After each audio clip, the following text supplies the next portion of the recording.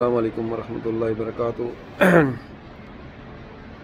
تمام میرے دوستوں کو، پاکستانیوں کو، مہربانوں کو جو میرے لیے دعائیں کرتے ہیں ان کو السلام علیکم۔ اللہ تبارک تعالیٰ آپ کی زندگیوں کے اندر رحمتیں برکتیں لائے، اللہ تعالیٰ آپ کی زندگیوں میں آسانیاں پیدا فرمائے اور بیماروں کو شفا عطا فرمائے، اور جن جن لوگوں نے دعاؤں کے لیے کیا اللہ تعالیٰ ان کی سب جائز حاجات کو پورا فرمائے۔ میں اس ٹائم بدستور جو ہے وہ آج 5واں دن ہے، ایران عراق بارڈر پہ ہوں، ٹرانزٹ ایریا کے اندر ہوں۔ ایران سے میں ایگزٹ ہو گیا ہوں اور عراق کے اندر داخلے کا منتظر ہوں۔ ہماری ایمبیسی ہے، ان سے میں نے رابطہ بھی کیا ہوا ہے، وہ ایمبیسی والے 5 دن سے بس یہ کہہ رہے ہیں کہ ابھی کرتے ہیں جی، آج کرتے ہیں، کل کرتے ہیں، آج کرتے ہیں، کل کرتے ہیں۔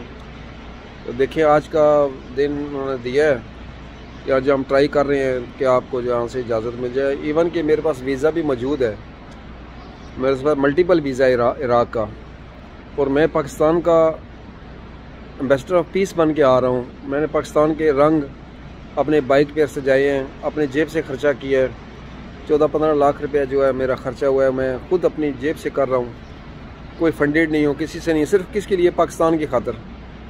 اور یہاں پر جو ہے میں 5 دن سے جو ہے بالکل وہ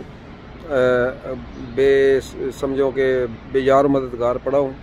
خیر مجھے شروع سے اندازہ تھا کہ مشکلات، سفر میں مشکلات ہوتی ہیں، مجھے مشکلات کا ڈر نہیں ہے یا خطرہ نہیں ہے یا مجھے کوئی مشکل نہیں ہے، مجھے صرف اس بات کا ہے کہ ہمارے جو ارباب اختیارات ہیں، ارباب اختیار ہیں، ہمارے ادارے ہیں، کیا ایک پاکستانی کے لیے اتنا نہیں کر سکتے کہ وہ 5 دن سے ادھر جو ہے وہ خوار ہو رہا ہے یا ذلیل ہو رہا ہے۔